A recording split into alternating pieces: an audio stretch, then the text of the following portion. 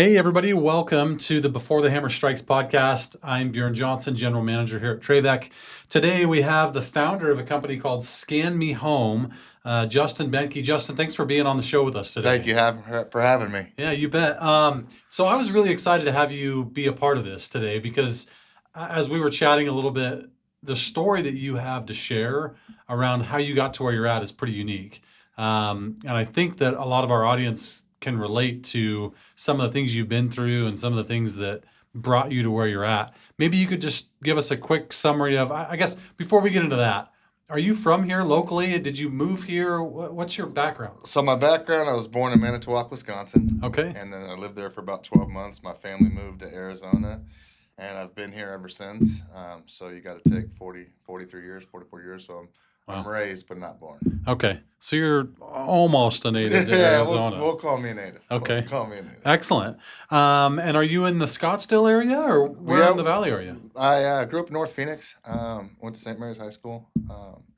Yeah, that's North Phoenix's area is where I'm from.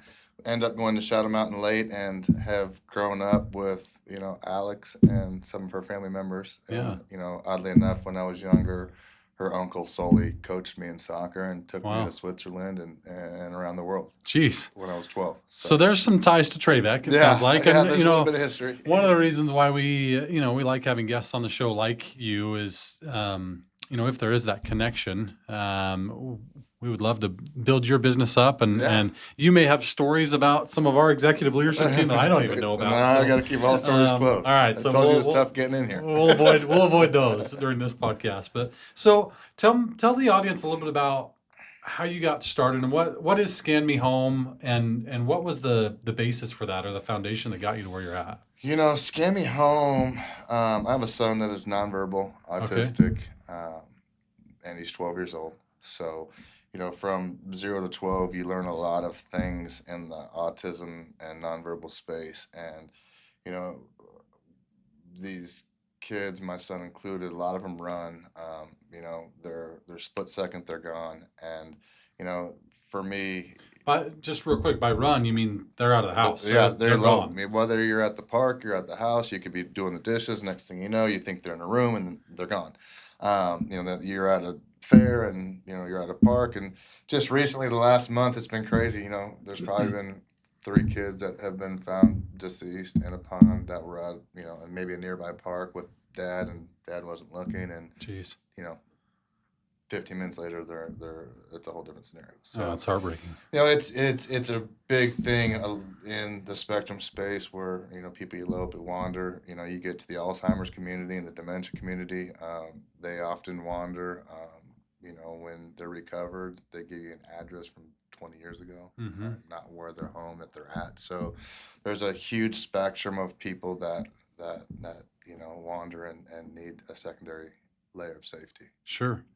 And you started this business. It sounds like part of it was because of your son, Yeah. right? And having an understanding of that. But Yeah, there's fear-based, kind of going on before we got in there. There's a lot of fear-based that goes behind, my personal situation and getting to my son. I think, the biggest part of it was, 1987, my mom was killed in a commercial airline plane crash, Northwest Flight 255. So, sorry. it's hear okay. that. 7 years old, and then you get all the way to 45. There's a lot of fear of, somebody going outside the door and not coming back. Sure. Right. And it's happened. Right. Yeah. So, for me, I lost my mom. She was supposed to come home. We were all turning up the lights to go to the airport. And, 2 seconds from the door, the phone rings and, hey, again, your whole life changes. Right. So back to it is now that you have a nonverbal son, he goes out the door, you got to make darn sure he gets home. Yeah. And, and unfortunately in the marketplace today, there's not a lot of things that can work for him. You got products out there that are great, and they work in certain cases, but an AirTag doesn't work for Jackson. You could for a little bit, but the minute the kid takes his shoes off, he figures out where it's at. He's going to start chewing on it, and he's going to spit it out. He's going to throw it away. Whatever happens to it is gone. Sure. Right? And or they're all device driven. So, for example, Jackson does have an AirTag right now, and somebody found him, 15 minutes ago since I haven't looked at my phone one time at GPS to see where he's at.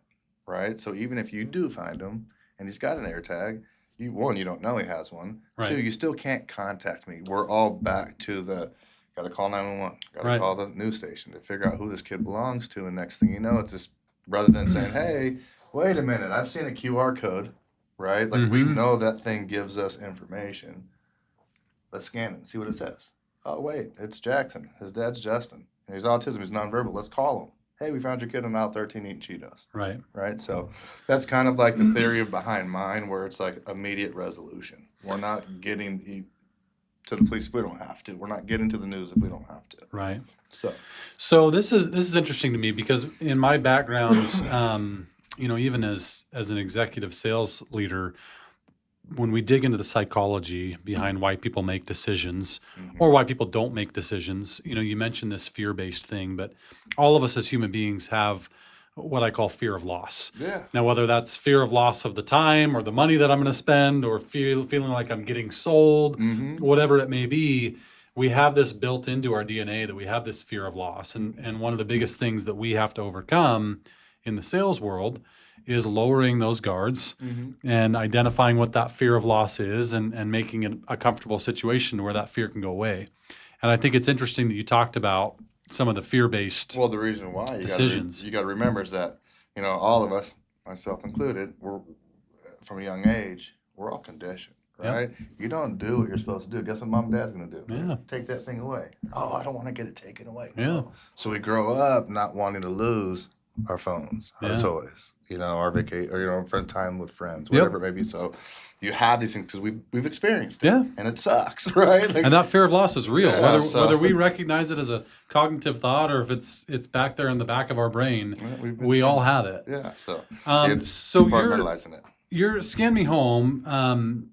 Help me understand the product just a little bit more because again, in my history, I worked for a tech company. Yeah. And we had a product that would do biometrics. And it would scan the face, scan the palms.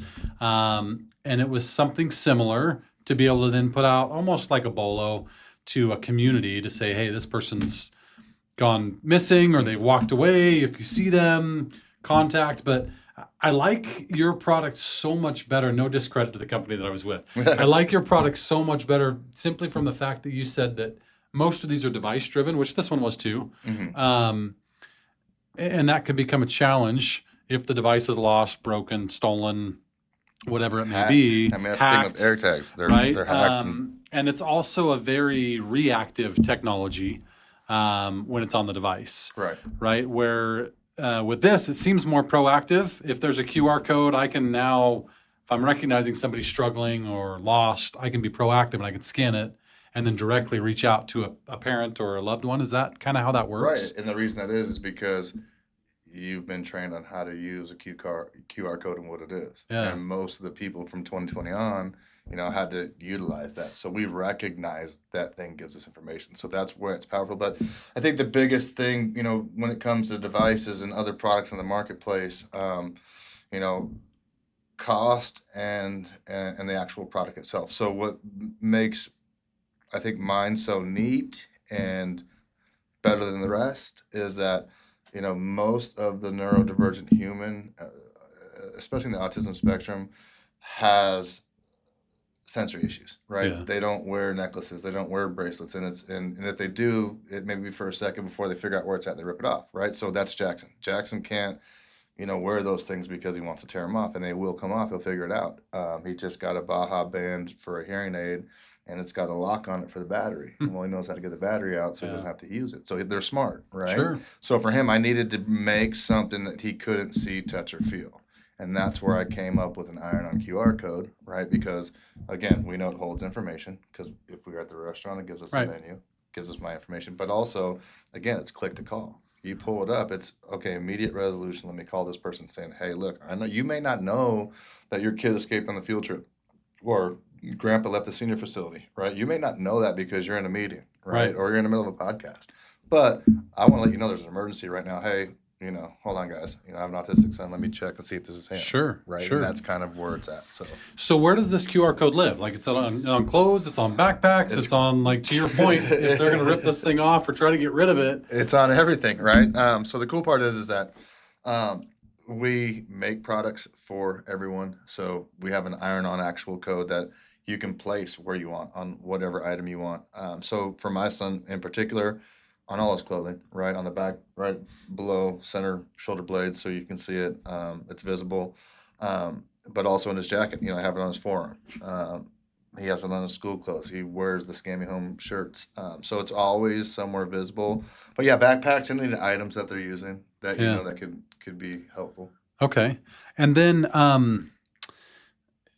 part of the people that are listening to this or watching this, I mean, we're a remodeling company, so very different industries, right? Well, I imagine that some of these families put extra security under lock. I mean, again, kind of like I told you guys, we probably have somewhere along the line the same customer, and I imagine there's safety locks going into their kids so they don't elope and they don't break out, because that's a very real thing that they add to their home as their child gets older. Yeah. Well, and I only bring that up just to say a direct example. I was just at a customer's home where we're finishing up their remodel, and they have several children that are on the spectrum. Okay. And so even though it may feel like a stretch to say, oh, well, what the heck is Scan Me Home doing here on TraVek Remodeling and Roofing podcast? Right. Our homeowners and the people that we work with, they have families. Yeah, they do. And they have children and they have loved ones.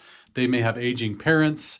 Something that we see in our industry right now is this combination of households where we're combining the household for aging parents that maybe can't afford to buy a house in the Phoenix area, but they're coming to live with their children. Right. And so we're creating living space that makes sense for both households to live together. But that could be people with dementia or other health issues that as they're aging, this is a perfect thing for our customers to know about, to be aware of. Not necessarily that, there's this direct correlation, but people are people. Yeah, absolutely. We wanna keep them safe. Yeah, so it's valuable for them Right. to be hearing this. Do you have an app tied to this? Yeah. Does that live on your phone? Walk me through the whole so kind of piece to this. So a lot of people can go two ways, right? I get a lot of traffic to scammyhome.com, the main webpage, where it kind of just gives you a little bit of information about us, a how-to video that's there, myself explaining it, kind of showing you the insides and out, and then offers packages, right? On the front part of Scammy Home, there's a free version. We believe everybody should have a chance to be safe, which is the most important thing. So, you can actually go sign up at Scammy Home on a free version. You can do a paid version, pay for the year or monthly at $9.95. And then, so you can do it that way, and you can house it and visit it there. And that's really just to update your information, manage your human. Sure. On the other side of it, yes, there's an app in the Apple stores. Play Store's coming soon. However, you can download the app and do the same thing. It's just no different than the web base, and you can manage your person, generate new QR codes, add people as you go, buy products, etc. Sure. Through the App Store. Okay, interesting. And now, that's the very human piece of who you are in your business, right? At the same time, you're a business owner. Correct. And so I want to talk about that just for a second, because I've got some good stories. I want to circle sure. back around. I want to circle back around to the human piece, but a lot of the reason that people listen to this is they are business owners, and they may be at different levels in their business, whether they're just getting started or they're trying to break that next revenue break point, and they're stuck. So they're always coming to our podcast to get advice, get educated, maybe some insight, just a small nugget of, oh, well, I didn't think about that. So I'd love to hear your journey a little bit as a business owner. I know that there was some motivation from this fear of loss and with your son to start the business, but that in itself can be kind of scary to start your own business. I'm assuming you had a 9-to-5 at one point. Yeah, well, kind of still do. Okay. Scammy Home is a portion of what I do. The other part of it is, I've owned web development companies and digital marketing agencies throughout my time. So, like, when you come into, the web space and you create a web-based product, it's familiar. It's my playing field. It's a bunch of wood for you guys, and say, okay, well, what do we want to build with this? Right. So there's a lot of technology out there. The part for me is, kind of a visionary, right? Like, I look at things to see how they could be fixed or how could they be better. So when I, even clients, they come to me and we run a digital marketing campaign. It's, hey, I'm here, I'm spending this. How can I get more? And then we dial it out and say, this is the plan. Same thing for Scam Me Home is, I had a problem I needed to solve, and it needed to be web-based. And there's enough tools out there that if I put them all together, I can make it work. Right. So then you have your idea. The thing I think for me is a lot of people, going back to fear, are afraid to start something, right? Because we're afraid to fail. So if we don't start something, we can't really get to this point. So, Right. I didn't go into Scam Me Home starting a business. I went into Scam Me Home solving a problem. Gotcha. Right. And that allowed me to say, okay, well, I helped one. There's a lot of people like him. How can I get to them? So the cool thing about me is that I'm not afraid to knock on doors. Just like you, I'm a sales guy, right? Like that's what I do. I go find business. Right. And so for me, it became, okay, I understand my son. I understand my product. I know what it does. I live it daily, so I know what I'm solving. Let's go find out some more feedback. And then I spent time in the community. I went out in the community, shook hands, washed my tag 15 times. Be honest, mentally quit a couple times, and then another fire starts, and then this happens, and then you're on the news, and then you get a great backlink to your website. Then you're like, okay, cool. Well, that's going to push me up the internet. How can I get 5 more? Let's go knock on this news station's door. Okay, cool. Who do you know? And I called somebody in San Francisco. Next thing you know, you're on a live TV show, and then it keeps going. It keeps going. And then and you just keep answering every call. So it's perseverance. It's knowing what you want and trying to figure out how to get it. Not a lot of people put things in other people's hands and say, go figure this out for me. Right. And it's not, you got to go figure it out. So there's a lot to talk about in what you just shared from a business owner's standpoint or even an executive leader standpoint. So I want to touch on a few of them if you don't mind. No. So the first thing that I just want to talk about a little bit is you mentioned that you didn't start the business to go out there and start a business. You did it to solve a problem. Correct. And I think that this is such a powerful thing to hone in on. There's that phrase that you hear every now and again, if you love what you do, you'll never work a day of your life. Correct. Work is called work for a reason because it's work. Yeah. But when it comes to starting a business or a new venture, I think that's a really important piece is if it's for the money or if it's for the business that you're building or whatever it may be, that's never going to be enough. No. Like there's got to be a deeper reason. And for you, it was solving that problem that was a very personal problem very much so. For you. And so I think one takeaway for those that are listening is that's one piece, right? Make it something that you're passionate about that is a bigger why than just, I want to start a business. Yeah. Because anybody can just want to start a business. It's not enough. And if they all were that easy, we'd all have one. Right? Everybody would have a business. It's just not. Yeah. It's not. So it's got to be bigger than that. Yeah. The other thing I want to touch on is how many times do you feel like in your journey, you mentioned mentally shutting down. Yeah. How many times did you want to quit? I guess if you don't want to quit, you're not doing the right thing. Yeah. Is how I look at it. So there's been times where you just, again, like going into, it's going back to the Under Armour story, right? He started a brand against the biggest brands in the worst time to start a brand and was successful, right? Yeah. So for me, I have a brand, right? But I'm going up against the biggest people in the world, Apple, right? Like that's my biggest competitor. Go ask ChatGPT, right? And it'll break it down. But what's cool is that it's okay to go compete against those guys, but you just got to find a way. So, going into it, you just got to compete. And, I spent time, washing tags, and it wasn't enough. It wasn't the right material. I'm not proud of this. Stop. I can't figure it out. Then, you wake up, you make a phone call, and some guy's like, hey, try this material. I can make this for you. And we try it, and it lights the fire again. And then, it's Autism Awareness Month coming again, or school's starting, and you're like, oh, Jackson doesn't have tags on his shirt. Let's go. What are you doing? Tell people about it. So it's hard. So and it takes money. But you're playing this down. Yeah. Because I just want to be really clear with people. Like the way that you're communicating this is it's like, oh yeah, well, it's no big deal. You just start again. Yeah. Or you just reignite, or you just keep going. But for people, normal people in the business startup world, like that can crush somebody. Well, and they can give up and they can throw in the towel. And so I think there's a grit conversation around how to keep going. It's baseball, right? I played baseball for my whole life. So baseball's a game of failure, right? 3 out of 10 times, if you do that, you're in the Hall of Fame, right? So I'm not afraid to fail. You're a sales guy. You get told no for a living. Yeah. Right? So I'm okay to be told no. I'm okay not to get it right.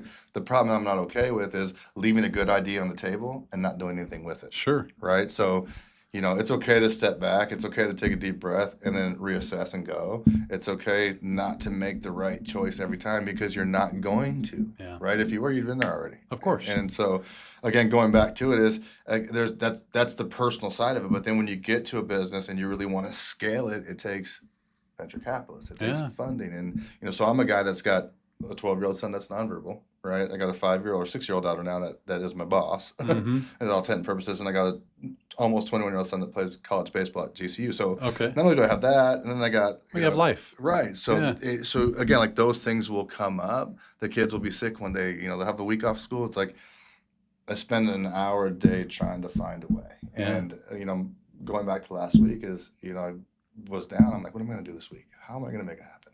And next thing you know, I'm on a call with a guy from Vanderbilt University, Kevon, who just won the MacArthur Award, the Genius Award, talking to Vanderbilt University of how we can start a pilot program on their campus for the same thing that you just said, for AI technology to recognize all the That's awesome. all this crazy stuff. And Yeah. 5 minutes ago, without ChatGPT and LinkedIn, he wouldn't even answer my call. Sure. But next thing you know, I'm talking to a genius. Yeah. And he likes what I'm saying. And he's giving me the time of day. So it's like, okay, there's some more fire. Let's go. So it's So interesting to that's me. what goes through my brain. It's interesting to get just a quick view into your brain. That's just how it works. Because I think that's what it takes. It does. I wonder, of those business owners, and I'd be interested to do the numbers, but I wonder of those business owners or entrepreneurs that start a business and that just give up and go back to their 9 to 5 or that it fails. I wonder how much ego is tied to that. A ton of it. In regards to, well, I'm not humble enough to pick myself back up, dust myself off, and try a different way. I think ego plays a role, and I just thought that I would be able to make this work, and I didn't. And now I'm just going to go back to what's comfortable. I think ego, but I think what it really comes down to, and I think if you ask people around me, like who've really been on the inside out watching this whole thing from the very beginning, you know, get the late night phone calls, talk me off the ledge, all this crazy. People are afraid of sacrifice. Yeah. You know, because we're all used to showing our cards a certain way. So if I'm been at a corporate job and I was making X amount of money and this is how the community saw me, but man, if I have to scale back and maybe sell my car and not drive the BMW, maybe I drive a Nissan, or, you know, I don't drive the Tahoe, I drive a mid-sized vehicle, right? Like, they're scared of the perception. Sure. You know, so there's a lot of sacrifice in going to that, which ties down back to the ego. Is Yeah. like, man, am I willing to sacrifice? Am I willing to go without? You know, am I willing to not eat out as much and or tell the kids no to be able to put $5 extra grand into my marketing campaign and or whatever it may be? And it's sacrifice. It's legitimate sacrifice. Yeah, I think it comes full circle, and that sacrifice piece ties into ego, ties into, you know, perseverance, ties into grit. Like I think you're right. Consciously, you have to make the decision to sacrifice. At the end of the day, it's what things are you willing to sacrifice to make this work and make it successful. And so that's the journey I'm on, and you know, it's been humbling because, you know, it's, again, I'm building an app and a safety system that no one's ever heard of, right? Against things that are already out there that in real time are more effective in terms of, you know, if you have your phone out all day. Other than that, like, it's you know, how bad do you want it? You know, do you see a fix in the place? And the cool thing for me, I think that also that, you know, I don't know if everybody gets in business, is that, you know, I brought something new to the table and I've got nothing but positive feedback. Like, I haven't had somebody say, hey, dude, your product sucks. Like, I'm using this. And it's really cool because that also keeps you going. It's okay. No one, you know, there's, you know, my engagement's probably 7,000 just in, you know, views and, you know, audios and things like that I post. And so there's 6,000 people. People aren't like sharing me or put me on blast online or saying you suck or it's a fraud or it's a scam. Anybody can do it. You know, they're engaging in it. They're complimenting you, and you know, which has got to give you a little bit of optimism, which keeps the fire burning. Yeah. So amongst all the internal things, the failure, it's like, okay, well, no one's told you it sucked yet. You just got to get better, right? Well, I think the cool thing about this is it comes full circle back to what we initially started talking about, right? Which is it's got to be bigger than just a business. Yeah. And you have a why. Yeah. Like, you've got a purpose and you've got a reason for doing what you do. And because of that, you're willing to sacrifice. Oh, yeah. And you're willing to drop ego, and you're willing to be engaged with people that are positive about what you're doing. Well, that and sacrifice goes back to real quick is that, you know, just thinking what you're saying that is like sacrifice is, imagine building technology, spending your money on technology, and then giving it away for free. Yeah. right? It's huge. It's huge. But why? Because eventually down the road, we know that if we got 1,000 users that we just got on for free, we all get, one, a chance to stay safe, but two, we can always come back and reconnect with them, Yeah. right? And say, hey, thanks for trying it. Thanks for learning. Give me feedback, because they're going to build your business for you. Yeah. Just got to let them in the door. Yeah. But everybody wants to build it in charge. Yep. Yeah. Because we need the money so bad. But if we're sacrificing, we may not. Yeah. Because giver's gain. There's a model called giver's gain. Remember that. Yeah. That's awesome. I think, well, and to those that are listening, like, regardless of whether you're starting your business or you may be starting up a new department at your company, or it may be a visionary that's saying, hey, I've got this great vision and I want to add this vertical into my business. It doesn't come without sacrifice. Yeah, we're trying. We're trying. You got to try. Yeah. If you try, you don't know if it works. That's awesome. Well, this has been really great, Justin. Awesome. I really appreciate you being here with us. And so if they're homeowners, they've got family, they've got kids, or they've got people that are coming into town that are going to be living with them that may have other health issues, how do they find you? Like, how do they sign up for this? ScammyHome.com. Like I said, there's a free version for it where you can go to the website, create a profile, generate your own QR code. But from that point, you have to either go print it off yourself, make your own t-shirt, kind of DIY it. Other than that, you are graciously allowed to start the $9.95 membership a month. That comes with a pack of tags. If you pay for the year in full up front, we send you the Scammy Home t-shirt. In your back office, you can choose the color. But that pays you for the year. It gives you geo-traffic location, so you know where your tags are scanned, unlimited family profiles. Some of the services out there, if you use them, know that they charge you per family member. And you can get upwards to a couple $100s a month trying to keep yourself safe. So we're $9.95, less than a cup of coffee. The tags are awesome. They take about 30 seconds to iron on. I make some dad videos on my Instagram at Scammy Home, so you can check those out and kind of see how easy it really is to apply the tag. And I'm sure that we'll show them some here in a minute. But awesome. Yeah, it's pretty simple, ScammyHome.com. Okay, great. So you guys heard it. Go to ScammyHome.com. I know that this has been a little bit outside of the box of who we normally have on our show, but to be honest with you, I'm grateful. Thank you. I'm grateful you're willing to come on the show, and what Justin's doing and his mission is big. And it's bigger than money. It's bigger than just starting a business. Like, I think that you guys could tell just from us talking that there's a purpose here and there's a drive. This guy's making sacrifices, and he's doing the right things to make sure that this gets out there. For you business owners, like, be willing to make the sacrifice. Be willing to do the things that are necessary and make sure that you have a purpose that's bigger than just the money you're going to make or the business that you're going to have. Justin, thank you again for being on the show. It's been awesome. Thank you, everybody who watches this and for joining us for another episode of Before the Hammer Strikes. We'll see you again next week. We are going to be posting videos next week as well. Hopefully you guys have a great weekend, and we look forward to you joining in with us for our next guest. So have a great weekend, everybody. And Justin, thanks again for being here. Thank you. I appreciate it.